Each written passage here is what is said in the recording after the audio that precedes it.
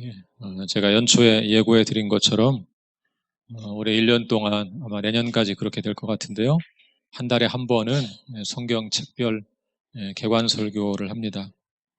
작년 1년 동안 구약을 마쳤고요. 올해 신약을 한 달에 한 번씩 하면 12달이니까 아마 12권 또 24권 정도 하면 좀 짧은 책은 묶어서 하면 2년 정도면 마칠 수 있을 것 같습니다.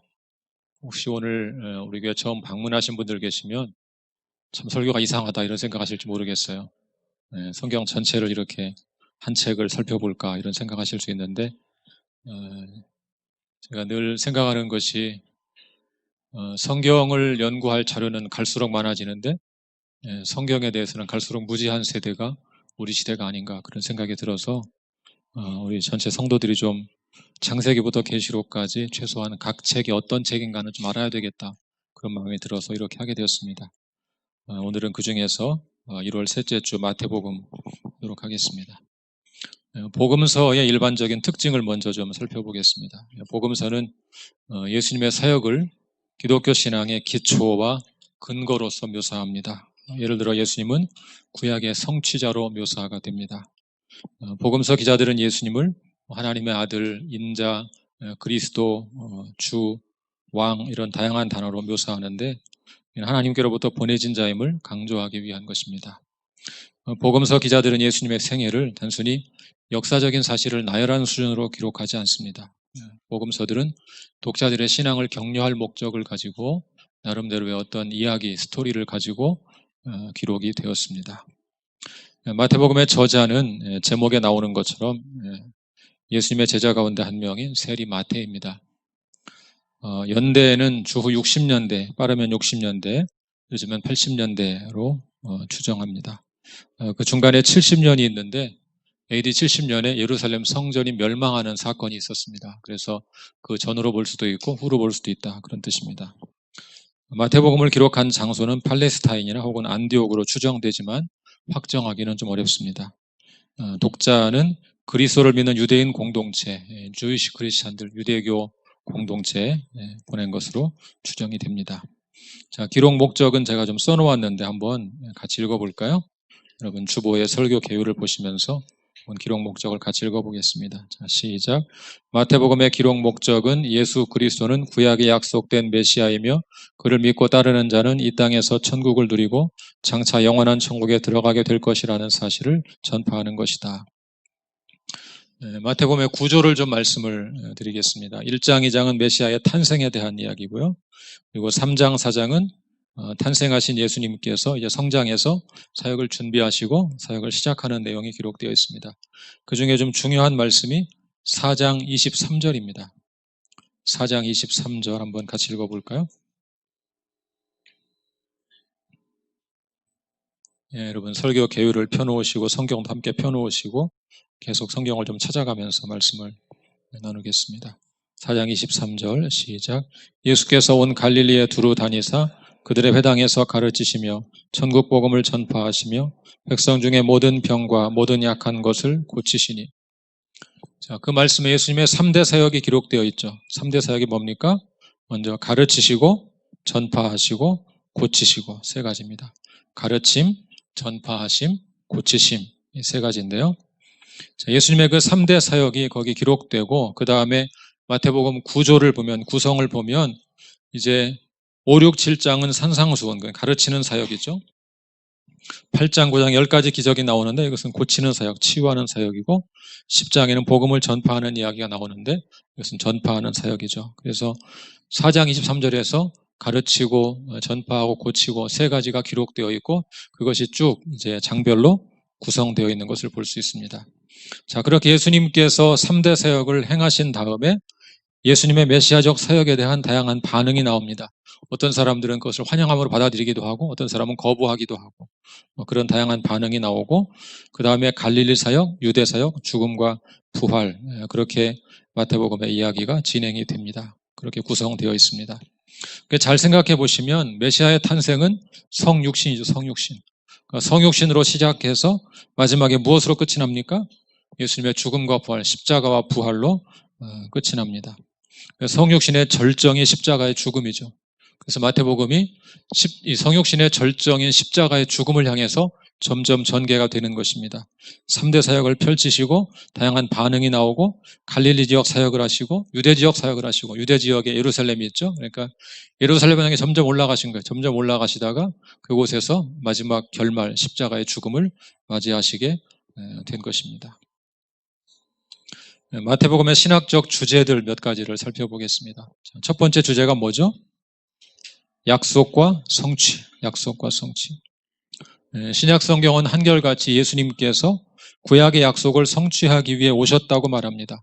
그런데 그 중에서도 마태복음은 약속과 성취의 관점이 더욱 강조되고 있습니다. 마태복음에 약 50개 정도의 공식적인 구약 인용문이 있습니다. 정확하게 파악하기 어려운 좀 비공식적인 암시까지 포함한다면 훨씬 더 많은 수의 인용문이 있을 것입니다. 그런데 50여 개의 공식적인 인용문구 가운데 10회에는 선지자를 통해서 말씀하신 바를 이루기 위해서다 하는 이 성취 인용문구와 함께 인용되고 있습니다. 제가 주보에 10가지 구절을 써놓았는데 그 중에서 1장 한번 보죠. 1장 22, 23절 1장 22, 23절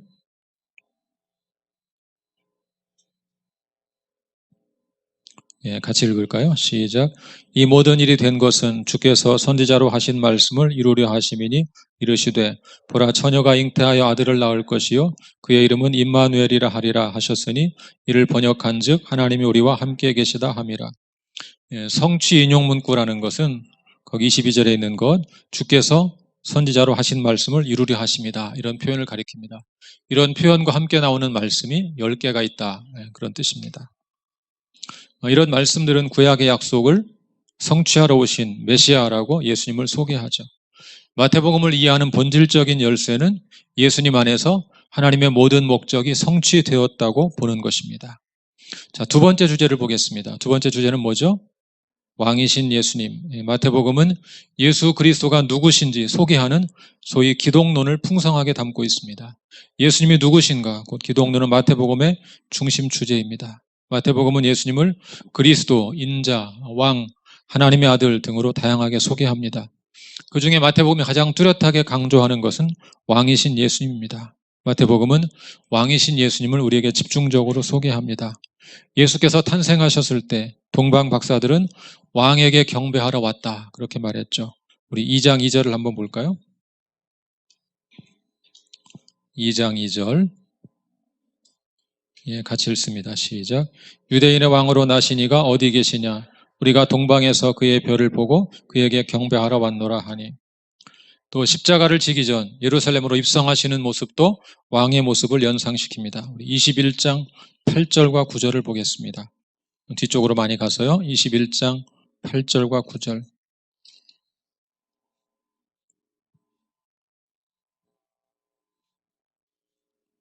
21장 8절과 9절 같이 읽습니다. 시작.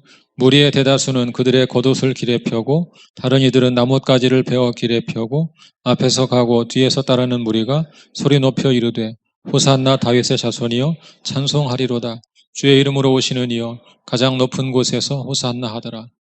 왕이 입성하시는 장면으로 묘사가 되고 있죠.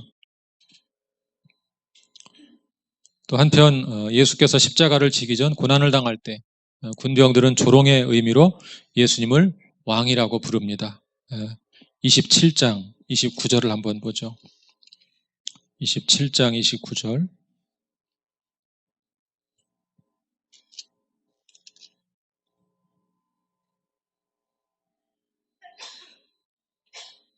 27장 29절 시작.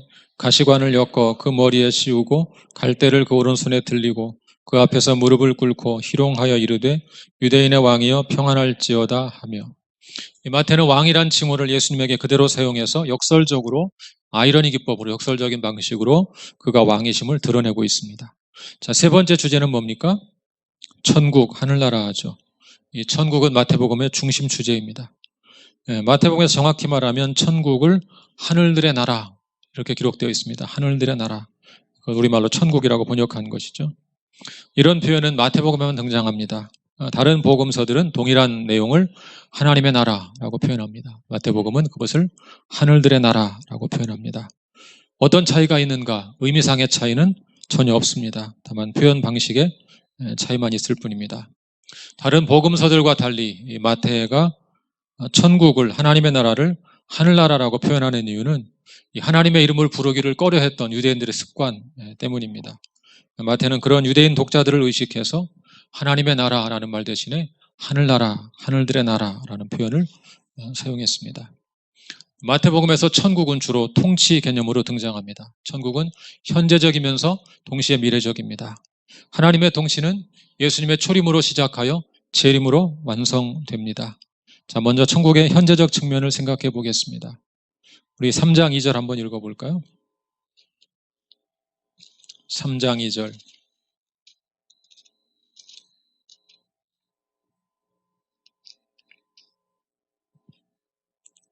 3장 2절 시작. 회개하라 천국이 가까이 왔느니라 하였으니. 자, 또 4장 17절.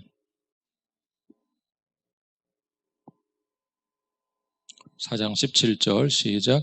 이때부터 예수께서 비로소 전파하여 이르시되 회개하라 천국이 가까이 왔느니라 하시더라. 또 10장 7절 볼까요?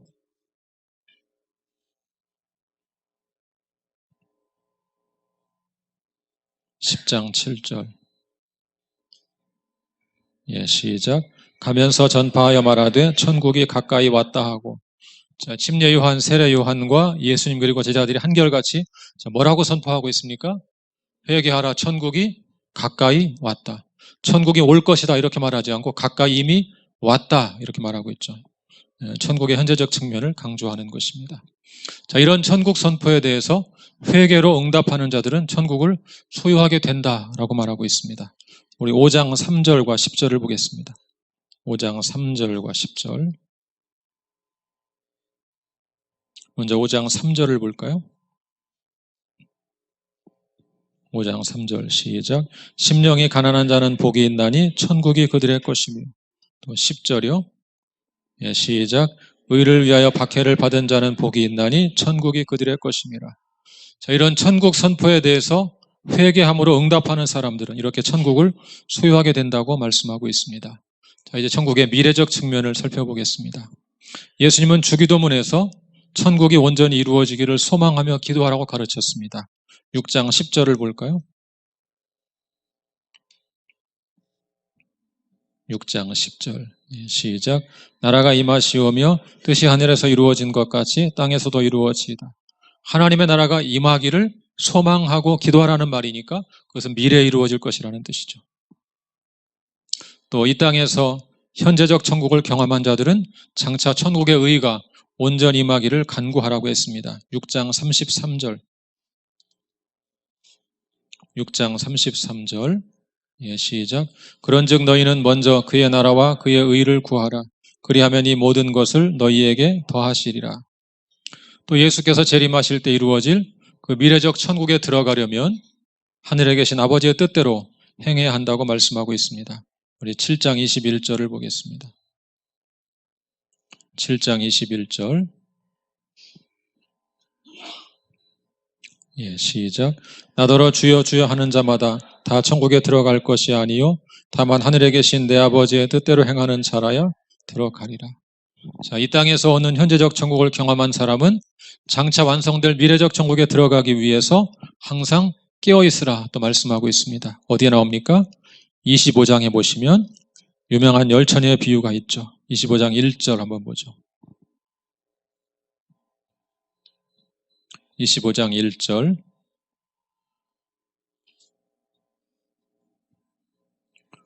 같이 읽습니다. 시작. 그때 천국은 마치 등을 들고 신랑을 맞으러 나간 열 처녀와 같다 하리니. 자, 비유의 말씀을 전한 다음에 마지막 예수님께서 뭐라고 명령하십니까? 13절에 보면 그런즉 깨어있으라 너희는 그날과 그때를 알지 못하느니라 말씀하고 있죠.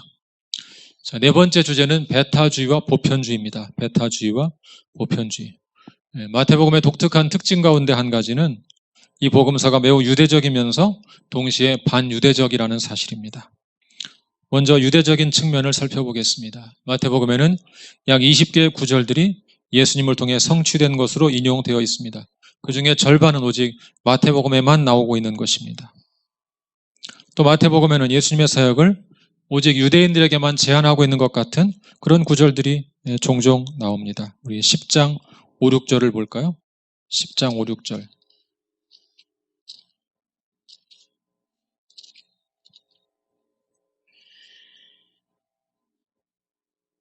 10장 5, 6절. 같이 읽습니다. 시작. 예수께서 이 12를 내보내시며 명하여 이르시되 이방인의 길로도 가지 말고 사마리아인의 고을에도 가지 말고 오히려 이스라엘 집에 잃어버린 양에게로 가라. 자, 뭐라고 말씀하셨어요? 이방인의 길로 가지 말고 사마리아인의 고을에 가지 말고 오히려 이스라엘 집에 잃어버린 양에게로 가라. 그렇게 말씀하고 있죠. 그래서 유대인들에게만 복음을 전하라. 이렇게 말씀하고 있는 것으로 보이고 있습니다. 또 10장으로 가볼까요?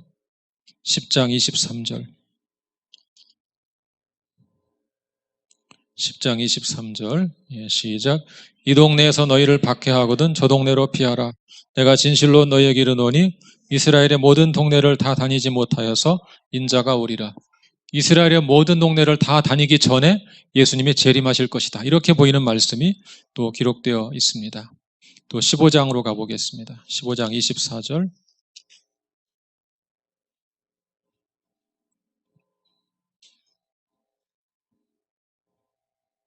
15장 24절. 시작. 예수께서 대답하여 이르시되 나는 이스라엘 집에 잃어버린 양 외에는 다른 데로 보내심을 받지 아니하였노라 하시니. 가나안 여자가 자기 딸을 고쳐달라 말했을 때 예수님께서 마치 그 말을 거부하는 것처럼 이스라엘 집에 잃어버린 양 외에는 보내심 받지 않았다. 예수님께서 그렇게 말씀하신 기록입니다. 이외에도 아까 말씀을 드린 것처럼 마태복음은 유일하게 하나님의 나라를 하늘나라라고 표현하고 있습니다.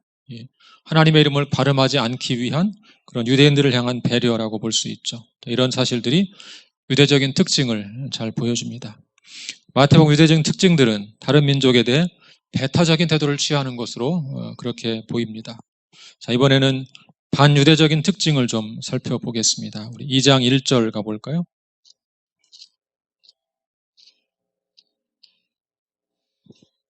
2장 1절. 2장 1절 시작. 헤로드 왕 때 예수께서 유대 베들레헴에서 나심에 동방으로부터 박사들이 예루살렘에 이르러 말하되.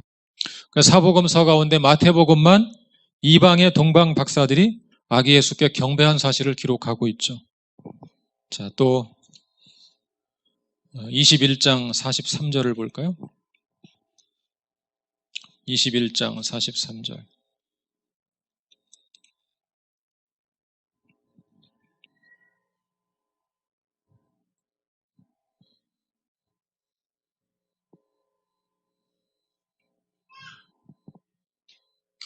21장 43절 시작. 그러므로 내가 너희에게 이르노니 하나님의 나라를 너희는 빼앗기고 그 나라의 열매 맺는 백성이 받으리라. 너희가 누구겠어요?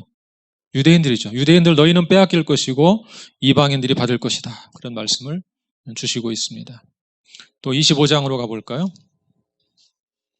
25장 31절. 31절, 32절 보겠습니다. 25장 31절, 32절. 시작. 인자가 자기 영광으로 모든 천사와 함께 올 때 자기 영광의 보좌에 앉으리니 모든 민족을 그 앞에 모으고 각각 구분하기를 목자가 양과 염소를 구분하는 것 같이 하여. 유대인들만이 아니고 모든 민족을 모으고 심판할 것이라고 말씀하고 있습니다.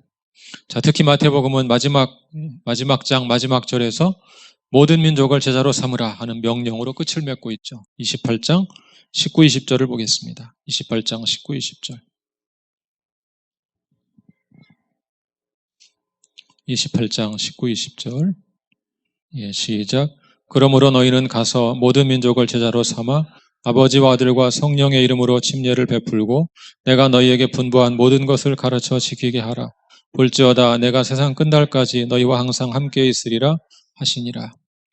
자, 이런 말씀들은 마태복음의 반유대적인 특징을 잘 보여줍니다.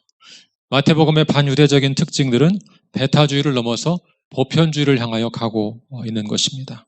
자, 그렇다면 이런 유대적인 측면과 반유대적인 측면, 소위 배타주의와 보편주의를 어떻게 조화시킬 수 있을까요? 예수님의 사역은 두 단계에 걸쳐 전개됩니다. 십자가와 부활 이전까지 예수님은 주로 선택받은 유대인들에게 먼저 말씀을 전했습니다. 그러나 유대인들이 예수님 말씀을 거부하자 예수님의 제자들은 부활 이후부터 모든 사람들에게 예수님을 전파하기 시작했습니다. 예수께서 이방인들과 접촉하신 것은 이렇게 장차 이루어질 세계 선교에 대한 예표라고 볼 수 있습니다. 바울은 로마서 1장 16절에서 이런 사실을 간단히 정리했습니다. 우리 한번 같이 읽어볼까요? 로마서 1장 16절 설교 개요를 보시고 같이 읽겠습니다. 시작. 내가 복음을 부끄러워하지 아니하노니 이 복음은 모든 믿는 자에게 구원을 주시는 하나님의 능력이 됨이라. 먼저는 유대인에게요 그리고 헬라인에게로다. 자, 이 복음 전파가 먼저 유대인에게 그리고 그 다음에 헬라인에게 곧 이방인에게 전파된다. 그렇게 말씀하고 있죠. 자, 다섯 번째 주제는 교회와 선교입니다. 마태복음은 교회라는 단어를 사용하는 유일한 복음서입니다. 마태복음 16장 18절 같이 볼까요? 16장 18절.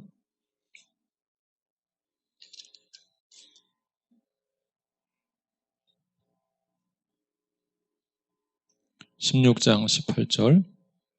시작. 또 내가 내게 이르노니 너는 베드로라. 내가 이 반석 위에 내 교회를 세우리니 음부의 권세가 이기지 못하리라. 자, 너는 베드로라. 내가 이 반석 위에 내 교회를 세우리니 음부의 권세가 이기지 못하리라. 여기서 반석 위에 교회를 세운다. 그 말은 베드로로 대표되는 12사도들을 교회의 기초로 삼으신다. 그런 말입니다. 예수님 아직 교회가 공식적으로 형성되기도 전에 이미 교회라는 단어를 사용해서 내 교회를 세우겠다 말씀하셨습니다. 또 마태복음 18장 17절을 볼까요? 18장 17절. 여기 또 두 번째 교회란 단어가 등장합니다. 마태복음 전체 이렇게 단 두 번만 등장하는 단어가 교회인데요. 마태복음 18장 17절. 시작. 만일 그들의 말도 듣지 않거든 교회의 말하고 교회의 말도 듣지 않거든 이방인과 세리와 같이 여기라. 자, 형제가 죄를 지었을 때 과서 권면하고 듣지 않으면 두세 명을 데려다가 함께 권면하고 그래도 듣지 않으면 교회의 말하고 교회의 말도 듣지 않으면 어떻게 하라겠습니까? 이방인과 세리와 같이 여기라. 그 말은 교제의 단절을 가리킵니다. 교제를 단절하라. 그 말입니다. 예수님은 또 마태복음 마지막 구절에서 장차 교회를 이룰 12제자에게 모든 민족을 제자로 삼으라 하는 선교의 명령을 주셨죠. 결국 예수님은 자신이 친히 교회를 세울 것이며 그 교회는 모든 민족을 제자로 삼는 선교의 명령을 수행해야 한다. 그렇게 말씀하고 있는 것입니다. 이제 마태복음 우리에게 좀 적용해 보겠습니다. 오늘 우리에게 주시는 메시지가 무엇일까? 자, 첫 번째 한번 따라할까요? 그리스도의 유일성을 포기하지 말라. 마태복음은 예수님을 그리스도, 인자, 왕, 하나님의 아들, 주 등으로 다양하게 묘사합니다.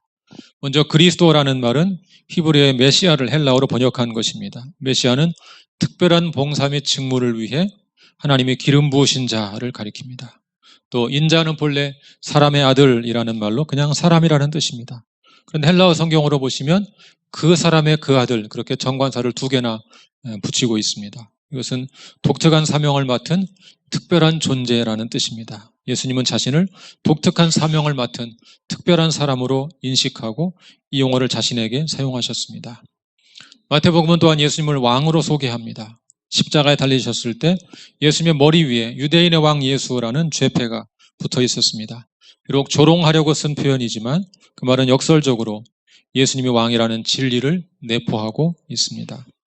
마태복음은 또한 예수님은 하나님의 아들이라고 소개합니다. 하나님의 아들이라는 명칭은 예수님 자신이 사용한 것이 아닙니다. 주로 다른 사람들이 예수님 부를 때 사용했습니다. 마태복음에서는 하나님, 제자들, 심지어 사탄과 귀신들이 예수님을 하나님의 아들이라고 부릅니다. 자, 그렇다면 이런 직책, 이런 타이틀을 통해서 우리에게 어떤 메시지를 전하고 있는 것일까요? 마태복음 우리에게 전하고자 하는 것은 바로 예수 그리스도는 유일하신 구원자라는 것입니다. 예수님은 그리스도이며 왕이시고 인자이시며 하나님의 아들이십니다. 오직 그분만이 우리를 죄와 사망에서 건질 구원자이십니다. 오늘 우리 시대는 예수 그리스도의 유일성에 대해 인정하지 않는 다원주의 시대입니다. 다원주의적 가치관을 가진 사람들은 예수님만이 길이고 진리고 생명이라는 사실을 거부합니다. 존 스토트에게 앞으로 기독교가 지켜야 할 가장 중요한 진리가 무엇입니까? 혹은 다른 말로 하면 기독교가 받는 가장 어려운 도전이 무엇이겠습니까? 하고 물었을 때 존 스토트는 망설이지 않고 그리스도의 유일성이라고 답했습니다. 그리스도의 유일성. 그것은 성경의 계시가 일관되게 증거하고 있는 진리입니다. 그리스도의 유일성이 무너진다면 기독교는 존재할 이유가 없어지는 것입니다. 만약 예수 그리스도가 유일한 구원자가 아니라면 예수님의 제자들은 왜 예수 그리스도를 전하기 위해 목숨을 걸어야 했을까요?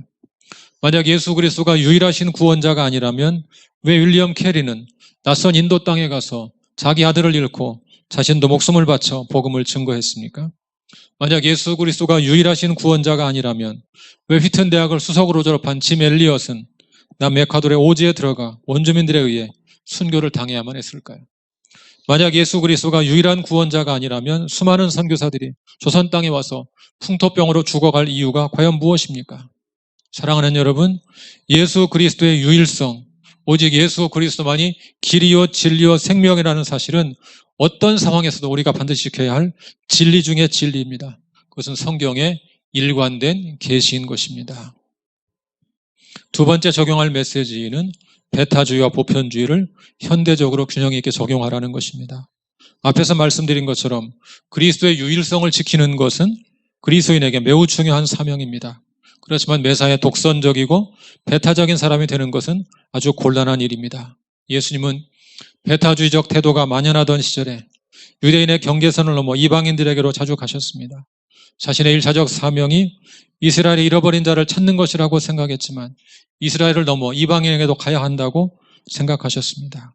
승천하기 전 예수님은 사랑하는 제자들에게 모든 민족을 제자로 삼으라, 그런 명령을 유언으로 하셨습니다. 우리 기독교인들은 예수 그리스도의 유일성을 믿는 사람들입니다. 오직 예수님만이 유일하신 구원자라고 믿는 사람들입니다. 이 진리를 지키는 문제라면 우리는 한 발자국도 물러설 수 없습니다. 그렇지만 예수 그리스도의 유일성이라는 배타적인 진리를 믿는 사도들은 막상 복음을 전하는 현장에서는 보편주의적 혹은 포용주의적 태도를 취했습니다. 유대인 이방인보다 우월하다고 여기던 시대에 유대인 이방인 차별이 없다고 선언했습니다. 남자와 여자가 차별이 없다고 선언했습니다. 종과 자유자가 차별이 없다고 선언했습니다. 그들은 담대하게 그런 복음을 외치고 전했습니다. 오늘 세상은 교회와 기독교인들을 매섭게 비난합니다. 물론 어떤 이들은 기독교의 근본적인 메시지인 그리스도의 유일성 때문에 기독교를 비난하기도 합니다. 그러나 대다수의 사람들은 기독교인들이 보이는 배타적이고 독선적인 삶의 자세 때문에 기독교를 비난합니다. 얼마 전 예멘 난민들이 한국을 찾아왔었죠. 많은 기독교인들이 그들을 수용하지 말라고 성명을 내고 시위까지 하기도 했습니다. 물론 난민 정책을 바르게 세우려면 고려할 일이 많습니다. 단순한 문제, 가벼운 문제가 아닙니다. 그렇지만 난민 정책을 세우는 일은 정부가 할 일이죠. 교회가 할 일은 무엇입니까? 나그네를 대접하라는 말씀에 따라서 그들을 영접하고 환대하고 따뜻한 밥 한 끼라도 제공하는 것, 바로 그것이 교회가 할 일이 아니겠습니까? 우리 예수님은 배타주의와 보편주의의 균형을 이루셨습니다. 그것이 바로 오늘 우리가 배워야 할 삶의 자세입니다. 진리에 관해서는 그리스도의 유일성이라는 배타주의를 지켜야 하지만 일상의 삶에서는 마땅히 보편주의적 혹은 포용주의적 태도를 지켜야만 합니다. 그것이 주님께서 보여주신 삶의 방식이고 사도들이 전해준 삶의 방식이며 오늘 우리가 따라야 할 삶의 방식입니다. 가장 배타적인 진리를 주장하는 사람들에게 가장 포용적인 삶의 방식이 나왔습니다.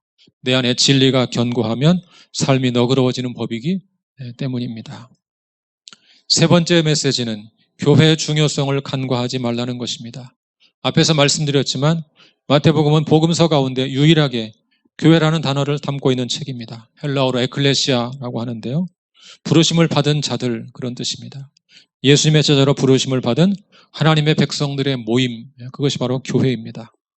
예수님은 친히 내 교회를 세우겠다 말씀하셨습니다. 교회는 그리스도를 머리로 모신 그분의 몸입니다.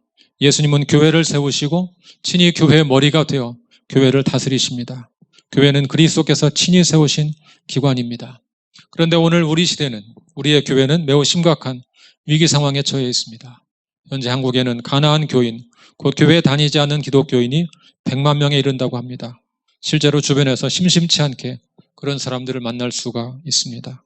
목회자들의 횡령이나 성범죄에 대한 뉴스가 나올 때마다 저는 쥐구멍에 들어가고 싶은 심정입니다. 가난한 교인들이 너무 이해가 될 때가 많습니다. 그럼에도 불구하고 우리는 교회의 중요성을 간과해서는 안 됩니다.